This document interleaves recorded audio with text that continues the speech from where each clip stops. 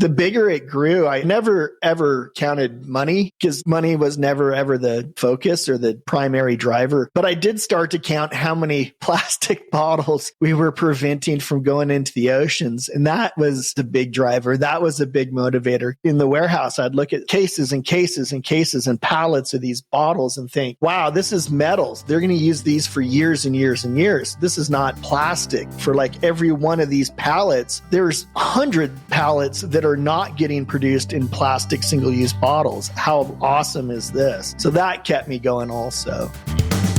Welcome to the Midland Money Mindset. This is a podcast that's all about getting your mind right when it comes to all things money. In every episode, we go deep with engaging guests who provide tangible takeaways and a whole lot of joy along the way. I hope you enjoy these conversations as much as I enjoyed having them. Let's dive into today's show.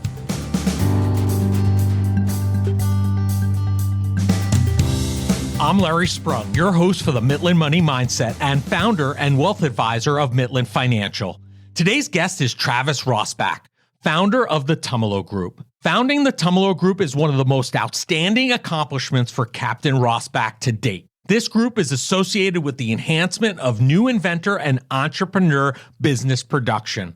The Tumalo Group utilizes a list of trusted and experienced manufacturers from around the world for responsible partnerships between businesses and manufacturers. The Tumalo Group remains a highly successful and beneficial resource for all new inventors and entrepreneurs for product, price, and timeline. Captain Rosbach has spent the last 30 years studying and practicing all things business, and the previous 10 years as an advisor, consultant, public speaker, and business coach to a wide range of industries, celebrities, individuals, and even countries.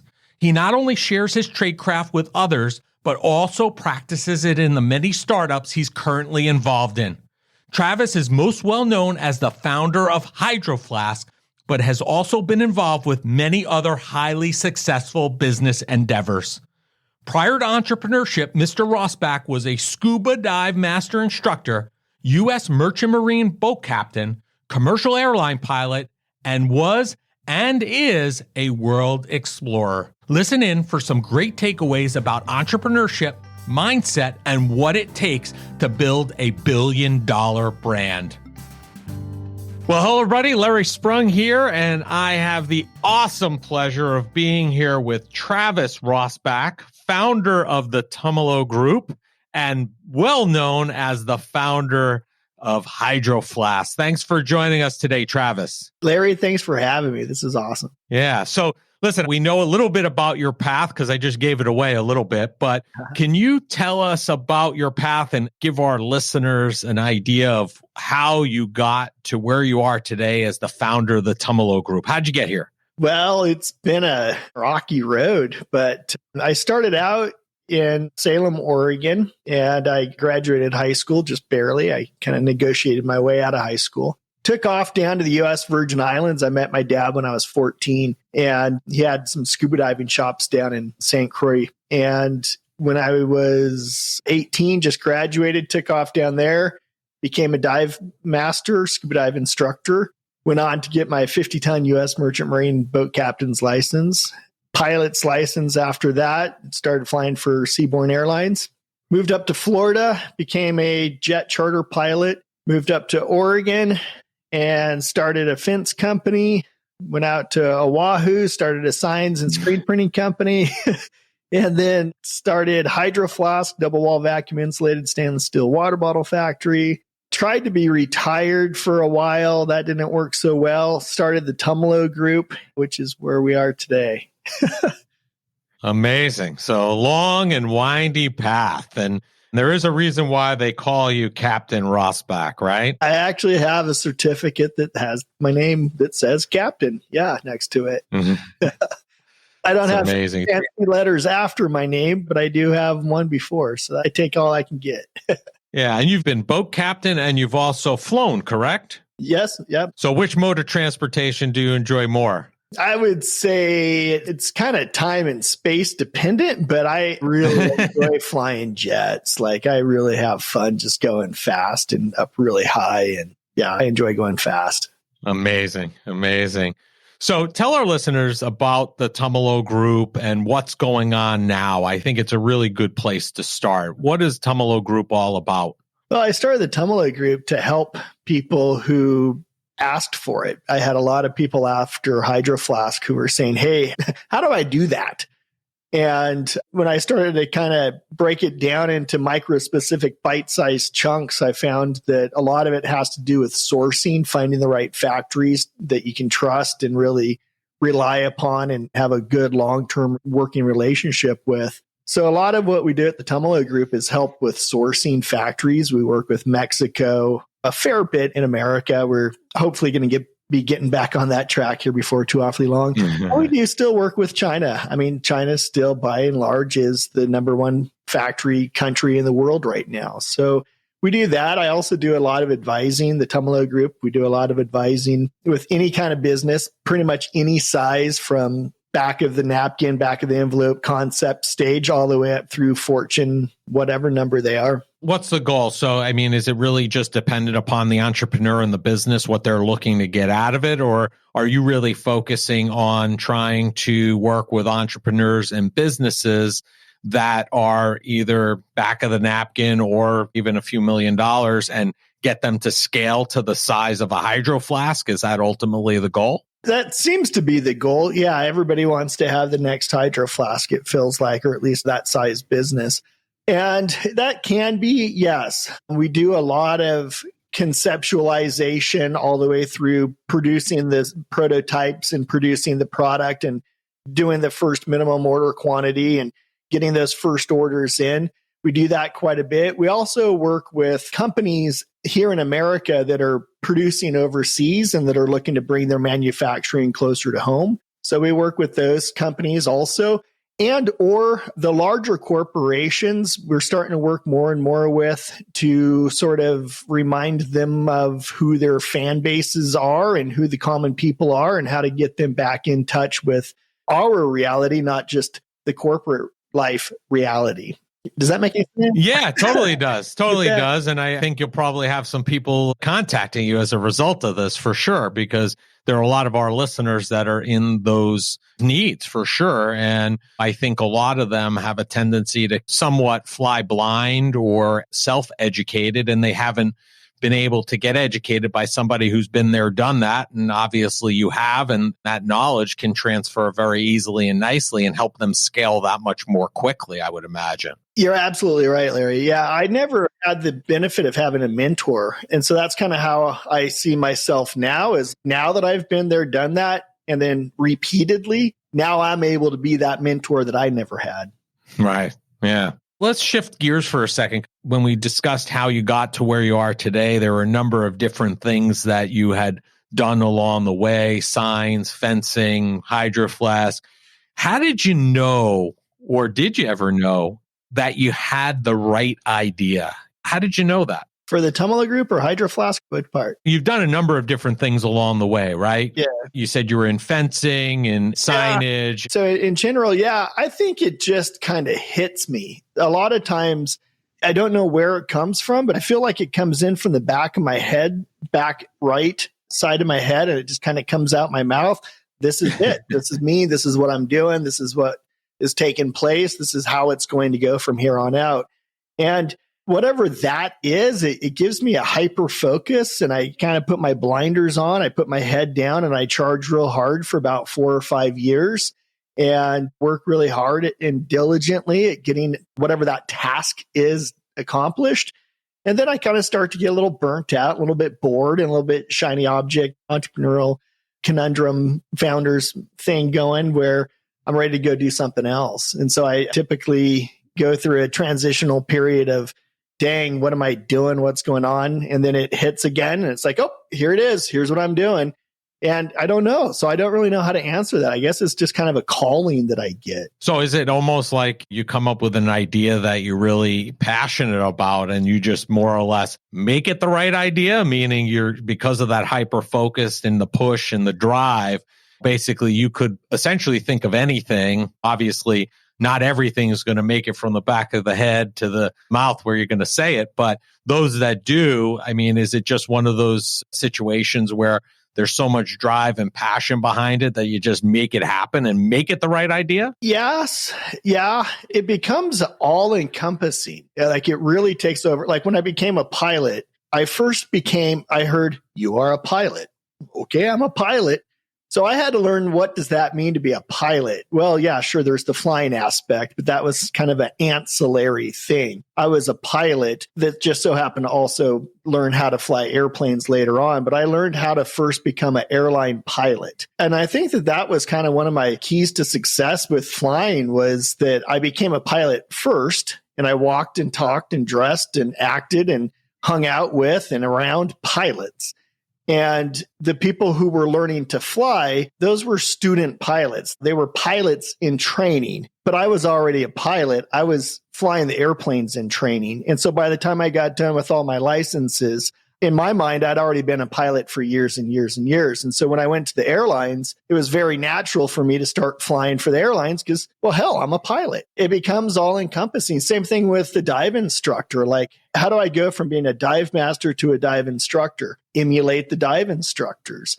I study the dive instructors. I see what they do differently from the dive masters. And then it just was very natural when I passed my instructor license, rating. Is that one of those things that you kind of employ and teach through the Tumalo Group to those people that are looking to take their companies to the next level or create something from paper to an actual idea? That's a dang good question. It's hard to teach passion, I've found. And so I think what we do at the Tumalo Group instead is we kind of back up a step, and as we're interviewing and as we're getting to know and learn all about the people and the companies and the potential clients, we listen for that passion. We listen for what is their why. Are they just doing this to make money? Are they doing this to save the planet? Are they doing this because they have to do it and they're going to lose everything if they don't? Or are they doing this because they don't exactly know why, but man, it's calling them and it's pulling them and it's pushing them and they can't eat, they can't sleep, they can't think about anything else other than this. And if that's the kind of passion we find, then they usually make a great client. Amazing. So I got to ask you, my understanding is you basically turned $11,000 into $1 billion brand.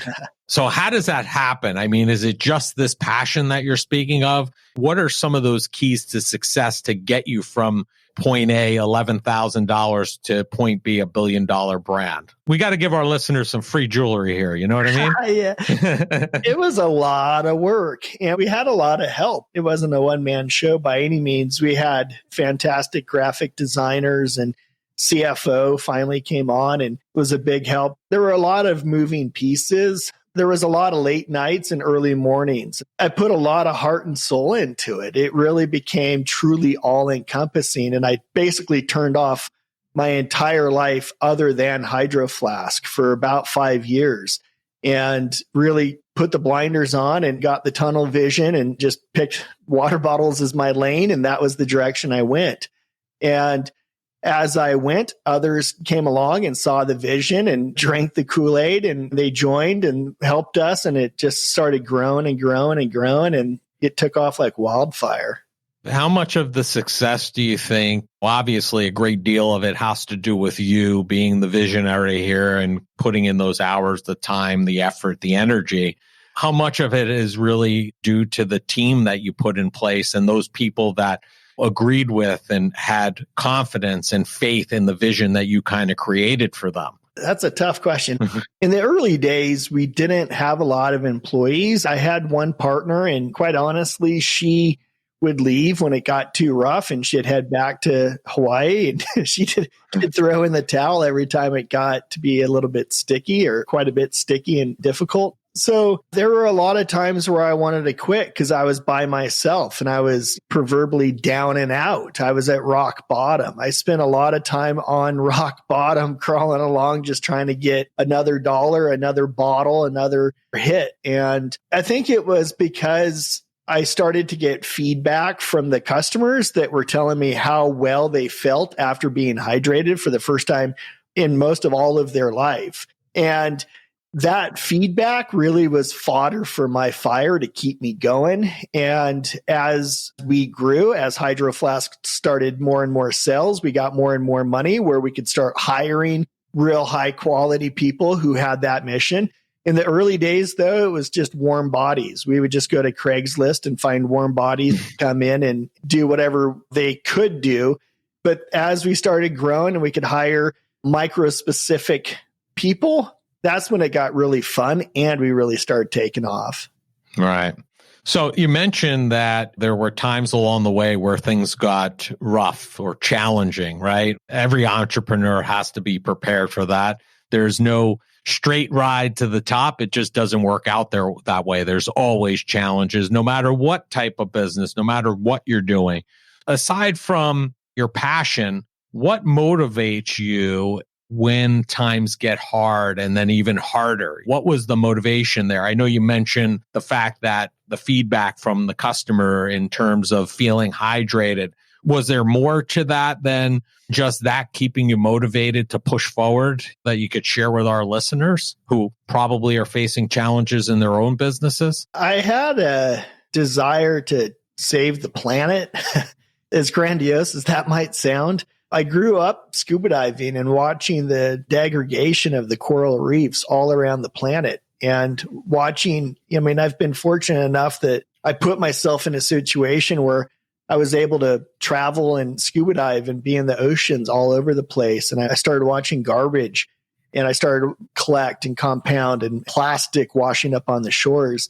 And I thought, even if I could save 100 plastic water bottles from being out there, like, wouldn't that be awesome? Even if I could find enough water bottles to give out to my friends and family and extended friends and extended family, and we could save that many plastic water bottles, like, gosh, wouldn't that be sweet? And the bigger it grew, I never, ever counted money because money was never, ever the focus or the primary driver. But I did start to count how many plastic bottles we were preventing from going into the oceans. And that was the big driver. That was a big motivator because I would look at in the warehouse, I'd look at cases and cases and cases and pallets of these bottles and think, wow, this is metals. They're going to use these for years and years and years. This is not plastic. For like every one of these pallets, there's 100 pallets that are not getting produced in plastic single-use bottles. How awesome is this? So that kept me going also. Did you keep a numerical tab on the equivalent of, hey, if we sell X number of Hydro Flask, this is the equivalent number of bottles? Do you have an idea of what that looks like over the history? Ironically enough, Forbes, I think, just came out not too long ago with an article where the current administration at Hydro Flask has put a numerical value to it. And it was like, I don't even want to quote it because I'm going to be way off. There was tons, like millions of tons of plastic, I would say. Yeah. I agree with you. We were talking before we went on about fish tanks and whatnot. I love our coral. I love the fish. I love going to the Caribbean and just seeing it. It's amazing. So I appreciate what you've done and what Hydro Flask continues to do, because we definitely want to preserve that not only for the next generation, but many generations to come, so they can experience and see the same thing that you and I have been able to see up until this point. And not for nothing, selfishly, I'd like to go see it again. I don't want to just see it the one time. So you had significant growth. I mean, at one point, I think I read that you were growing at almost 600% per year. Per quarter. Oh, per quarter? Yeah. Per quarter. Okay. Even bigger numbers. So how do you potentially sustain that type of growth over time? And to use your terms, or whether it's airplanes or boats, keeping the ship upright or keeping the plane level, I guess. How do you continue to do that at that type of unbelievable growth? It's a bit of a balancing act. The bigger you get, the more responsibilities there are, the more people want to take shots at you, the more people you're beholden to, the more families you have to take care of with more employees. And it was like walking a tightrope sometimes, and it felt unstable a lot of times. And other times it felt like I was walking on a very solid concrete platform and, hey, man, we're good. Other times it got a little sketchy. The financial aspect of it was always very difficult. We had to pay for the bottles up front, typically 120 to 150 days before we actually got any kind of ROI, return on that investment, money back from the customer. So we had a lot of big bills to foot. We had to take on friends. And first we self-financed credit cards and loans. Then we went to friends and family and tapped that out completely. And then we started taking on, I'll say angel investors, but I say that term very loosely.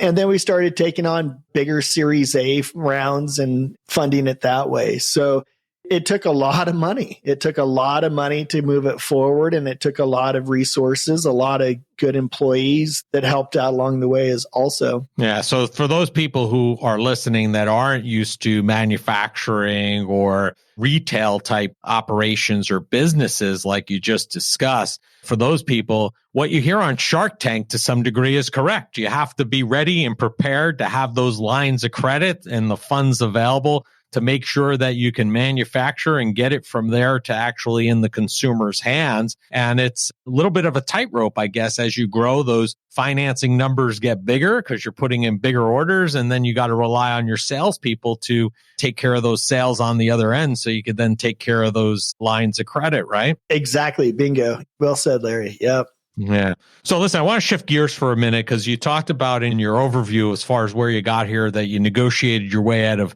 high school, so to speak. And we talk here a lot of times with youngsters, college students who are looking to get into financial services, for example.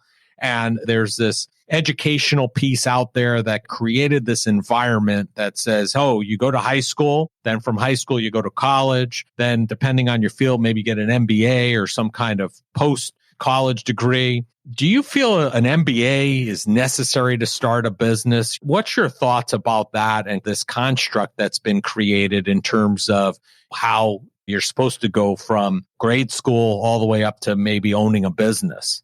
The first time I ever heard the term gap year, I was in Tahiti and I met some English girls who were on their gap year. They had graduated high school and I was probably about 19. They were probably about 20. And they explained that they take a gap year in between high school and college. They usually travel the planet, go out there and find out who they are and what they really want to do. And then they go back and then they choose and then they go to school. And I remember thinking like, duh, like is that what we should all be doing? Right. You know, like that's kind of what I am doing right now. I'm on my gap year. Of course, my gap year, I took about 10 of them, took 10 years of gap, but I think a gap year is where it's at, honestly. There's always caveats. I cannot just make a blanket statement to everybody. Like if you know what you want to do and you got that passion and it's driving you and you just can't wait to get to college because you can't wait to get done with college because you can't wait to do whatever it is that you need that degree to do, go do that. But if you're going into college because somebody's telling you that you got to go to college and you got to take that because, well, that just seems like the one to take, I would highly recommend a gap year in between. Come back and see if you even want to put that money towards college or an MBA. Perhaps you don't. Perhaps you want to go micro specifically and use that money towards another vocational type of program that will get you what you're looking for. So I've never found it necessary for an MBA. I didn't even really know truthfully what an MBA was up until probably 5 years ago or so. It never really concerned me. Yeah. I agree with you wholeheartedly about with everything that you said. I mean, I have an 18-year-old that's in college now, and the school he's going to, one of the main reasons he's going there is because they have a co-op program. So over 5 years of school, which you only pay for 4 educationally wise, but it's going to take him 5 years to graduate. But during those 5 years, he's going to have 3 6-month externships or co-ops with companies in the fields that he's looking to work in. Oh, wow. He's going to come out with real life, real world examples of and figure out after company 1, is this where I want to be within the corporate structure? If not, then co-op 2, I'll figure something else out. I'll tweak it a little bit. And he gets paid during that time that he's working there as an employee. So for him, it was a great opportunity. And my younger son, we'll see. I mean, he's a hockey kid, so hockey's a little different. He might end up taking a couple gap years playing hockey somewhere. But I agree with you. Unless you're that driven, that focused, I think we've created this construct, which is a big issue with regard to why we are where we are with the college debt crisis. We've created this situation where not everybody has to go to college. Not everybody. Trade schools are clamoring for folks to go into the trades. It's really taking time to figure out where you want to be, what you want to do, and what's the track that's going to get you there and go that track, right? I was told that I needed to get my degree in aviation in order to fly for the airlines. And so I started taking online aviation courses from Utah Valley State. And as I was getting pretty close to finishing my bachelor's, I got hired by the airlines. That was the only reason that I was taking my degree. And so it was like, oh, now, wait a second. Why in the world would I finish this if I'm already at my desired goal?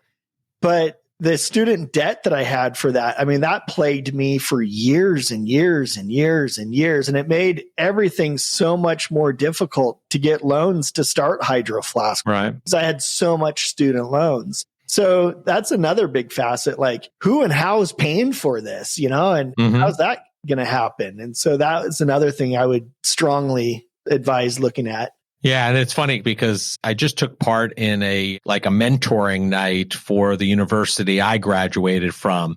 And it was basically like a networking where people could pop into this virtual room, ask you questions. And one of the students asked me, they said they were like a sophomore or junior, I don't remember exactly. And they were asking me about the financial services industry and what my thoughts were. And they were like a philosophy major or something like that. And I said, oh, what's your interest in finance? Well, I'm going to be graduating soon. I'm not really sure what I'm going to be doing or what I'm going to be using this for. And I said, listen, what I'm going to tell you is going to go against popular demand and maybe even what your parents are saying or expecting from you. But I'm going to give you like I think you really need to hear it. I said, after this semester, take time off. Don't go back to school next semester and figure out what you want to do. Try different things, explore. Until you figure that out, don't bother going back to school because you're just wasting your time, your parents' money, because you're just bumping along, not really knowing. I said, the university loves it because you're going to be there for 4 or 5, maybe 6 years, and they're going to get a great revenue stream. But you really need to take that time off and figure out what you want to do so you could be a little bit more strategic about how you're going to make it to the next level. And she was like, oh, really? I don't know. My parents are going to go for that. But these are the things we're dealing with 18, 19-year-olds, which is a challenge. So I want to talk to you a little bit about marketing. What's your approach to marketing? I've heard you have some unique ideas around that topic. So I wanted to share those with our listeners. I absolutely love marketing. I would say that guerrilla marketing is probably my jam. I really enjoy using the resources that we have, sometimes not a lot, sometimes a lot, depending on, the stages of the company. But typically when I think of guerrilla marketing, I think of not a lot of resources and we have to shock and wow the whole world. And how do we do that? And for me, it's like this puzzle. It's like a map or a treasure hunt in my mind where I'm like, okay, how do we fully engage with the greatest number of people for the least amount of money to get the biggest, oh my goodness, what was that I just saw? Make it memorable. All that to say, I really like guerrilla marketing, Larry. The internet and obviously social media and the platforms available, has that made it easier over time, harder? What's your thoughts on that? A lot of the millennials that I talk to think that they're going to start a business and they're just going to advertise the Facebook, Instagram, Twitter, and they're going to make these really phenomenal, amazing, go viral videos and everybody's going to buy their product. And then 6 months later, they're going, Travis, it didn't work. What do I do? And it's like, well, if everybody's trying to do that, then yeah, you're probably not going to be one of those top tier outliers. So I think I go back more to the brick and mortar approach. I still think that direct to retail sales are pertinent. And I think that if you can really get yourself into stores, marketing to those shops and those employees that work there, I still think that that's really the best way to do sales, honestly, and to grow a brand. I also look at marketing as a separate category than like branding or sales. To say sales and marketing, for me, that's 117 different categories. There's so many things under the word marketing that for me, it's like a big umbrella with multiple categories underneath of it. So I prefer to look at a business and the marketing segment. I'm not big on spreadsheets, but I kind of see it as a spreadsheet. Like here we have branding and everything that goes under branding. Here we have guerrilla marketing and how we can do that and how online digital marketing and all of that. So I kind of subcategorize, I guess. Nice. Okay. So the old school or the older school of getting those retailers on board and getting their salespeople to become raving fans and then push that and sell it to the customers that are coming in the store is really your preference, really. I was fortunate that I heard this. Someone told me that if you can kind of dominate one geographical area, then you're going to be okay. Because anybody in that geographical area who buys your product is going to take it outside of that geographical area for you. So my thought was always, well, if we could get a store location here, there, and over there, well, then we can help those employees get hydrated and feel better about themselves, feel good with the brand, and then they're going to help dominate their geographical region and then get it out. And sure enough, we found that that worked out to be a pretty good strategy. And then the customers could always make their own viral videos with, in essence, which will help you, and you don't have to worry about being noise in a crowded space either. It's so much more authentic when they do also. It's one thing for me to say, oh, look how happy my customer is. But for the customer to say, look how happy I am as a customer, it's going to hold way more water. Yeah, I agree with you 1,000%. Yeah.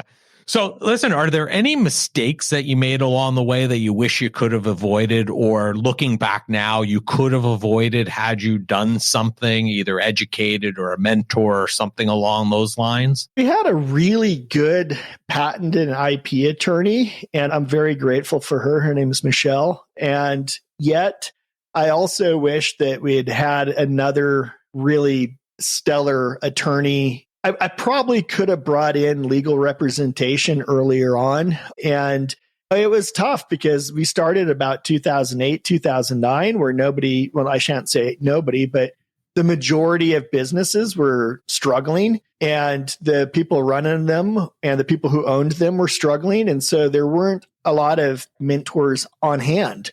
Right. But I do think that had I looked for and obtained a really good mentor, I could have been further steps ahead. Yeah.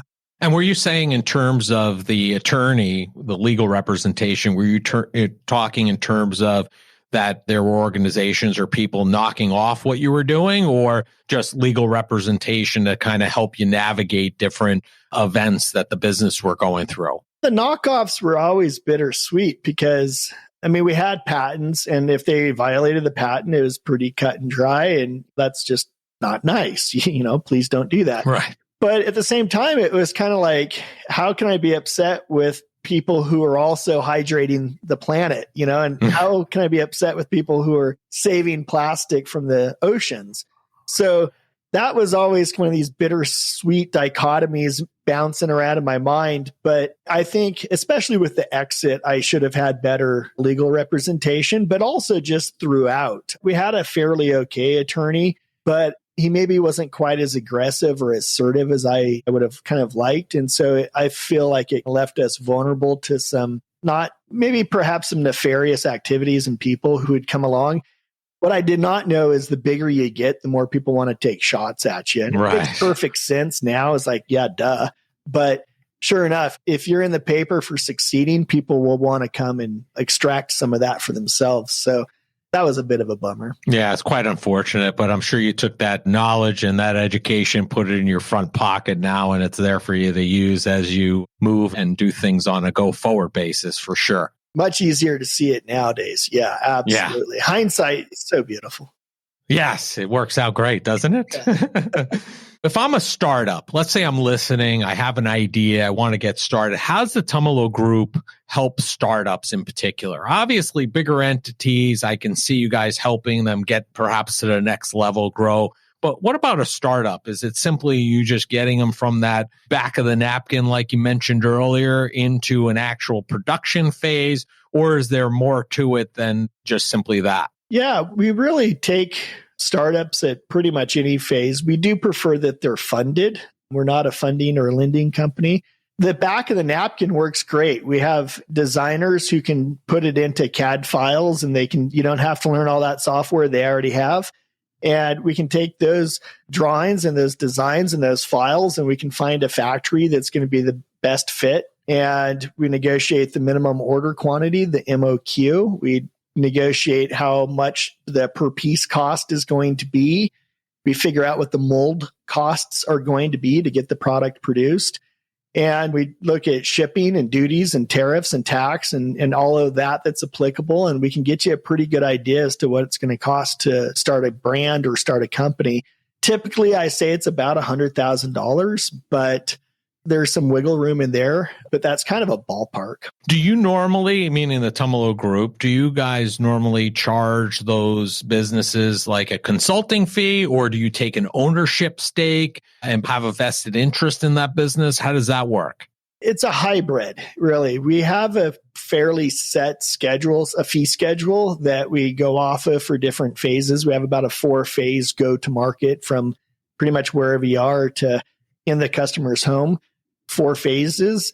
But then also we have different advising packages as well. So it just kind of depends on who it is, where they are financially, and where they are down the road with starting the brand or business, or maybe it's already going and they're looking to pivot or change, kind of get back in touch with some more realities for whatever reason they've strayed away from. So it's really a case by case basis with a few structured tiers thrown in. Gotcha. So I only have a couple more and our time's going to come to an end soon, but I want to ask you this because you mentioned it earlier about retirement, right? You were thinking about retiring. You thought you were going to retire. So do you ever plan on retiring, or what's your definition of retirement? Because that's something that I think everybody has a different definition of. I like to take my retirement in increments. I work really hard for about 4 or 5 years, then I take off for 4 or 5 years and go do something I find equally interesting, but perhaps not. Like I took off about 5 years and been cutting down trees. I think that eventually I will probably retire, but I sure hope not, because I really enjoy doing what I'm doing. Yeah, I really listen, like this. Yeah. There's a misconception, I think, to some degree, like we're talking about the educational system, this whole idea that you work until you're whatever, 65, 67, and all of a sudden you stop and there's this theory like you start enjoying life. I don't understand that. For me, it's like, I want to enjoy life all along the way. It doesn't mean I don't have to work, because if I'm doing work that I don't enjoy, then I probably shouldn't be doing that to begin with. So I want to do something I enjoy until I don't enjoy it anymore, and then I'll move on to something else. But to me, retirement is the day, when I wake up and I know that I don't have to go to work, I'm going there because I love it and I enjoy it. And I think you should enjoy life. It doesn't have to wait till you're 60 or 65 or whatever this retirement construct that we've set up. I don't agree with it. And it doesn't sound like you do either. So I don't. No, I watched my grandpa retire at 60, whatever. And it was so completely underwhelming for me. I always thought when he retired, like, he'd be getting a sports car and they'd be go travel the planet, and like there would just be money dripping from the fountains. And he bought a lazy boy and he bought a big screen TV and he sat down and he turned on the TV and he didn't really ever get up again. And it was like, oh my goodness, he just spent, I call it the 40-40-40 plan. He spent 40 years making $40,000 to retire in 40 years. And that's what he did. And it's like, dang, that's all that you got. And so I was young enough to watch that happen and think, okay, well, there's definitely not the path that I'm going to take. I have not shown signs that I'm going down that path, and I'm not ever going to be going down that path. There you go. I agree. And I'm sure most of our listeners agree with you. That's why they're listening to our show. So that's good too. So listen, Travis, it's been a pleasure having you on. And we end every show by asking each of our guests the same question, which is, what did you do today that brought you joy and put you in the right mindset for success? I knew you were going to ask me that. So I wonder if it's okay if I break it up into 2 parts, because 100%. We just built a new doghouse for the puppies. We've got some puppies, and one of the puppies, he's scared to go through the dog door. And so I spent about 15 minutes showing him that it's safe to go through the door. And I realized that brought me a lot of joy. I really enjoyed trying to teach it. And I dare say he didn't learn it, but He's still inside the doghouse. He hasn't come out yet, but it brought me a lot of joy. And then I showed up, like I'm here. I put one step in front of the other, one foot in front of the other, and I'm plugging away. I'm hustling and I'm moving and grooving and making deals, and I'm here. And so that's bringing me forward. Amazing. I love the dogs, as I could see how that could bring you joy. Maybe a little frustration at times, but a whole lot of joy when all's said and done and they actually go through the doggy door finally for a prolonged period of time. I'm sure you'll be very happy. I can't wait. So listen, Travis, it's been a pleasure having you on, and we're going to have all this information in the show notes. But if people want to learn more about you, about the Tumalo Group, what's the easiest way for them to do that? I'd say info@tumalogroup.com is a good email, and we can set up an appointment and go over whatever it is you want to go over. Awesome. Well, listen, I thank you for that. I thank you for your time. It's been a pleasure having you on, and make it a great day. Thank you so much, Larry. You as well. I want to thank Captain Travis Rosbach for being a guest on the Midland Money Mindset. Captain Rosbach has taken his love for life, his values, and his success and is sharing it with others that are entrepreneurial and need guidance. Travis has taken the knowledge he has gained along the way during his impressive career and now is helping countless others reach their goals and dreams. What could be more rewarding than that? Travis and the Tumalo Group can be found across all social media platforms, and all the contact information needed to find them can be found in the show notes. Thank you for joining us this week on the Midland Money Mindset. Make sure you visit our website at midlandmoneymindset.com and smash the subscribe button so you don't miss a show. We encourage you to help others find our valuable content, and please don't keep us a secret. You can also schedule an Is There a Fit call right from our website or by using the link that you'll find in the description section of your podcast player or app. And be sure to join us for our next episode to learn more about getting your mind right when it comes to all things money. The opinions voiced in the Midland Money Mindset Show with Lawrence Sprung are for general information only and are not intended to provide specific advice or recommendations for any individual. Past performance is no guarantee of future results. All indices are unmanaged and may not be invested into directly. Investing involves risk, including possible loss of principal. No strategy ensures success or protects against loss. To determine what may be appropriate for you, consult with your attorney, accountant, financial or tax advisor prior to investing. Investment advisory services offered through CWM LLC, an SEC-registered investment advisor. Guests on the Midland Money Mindset Show are not affiliated with CWM LLC.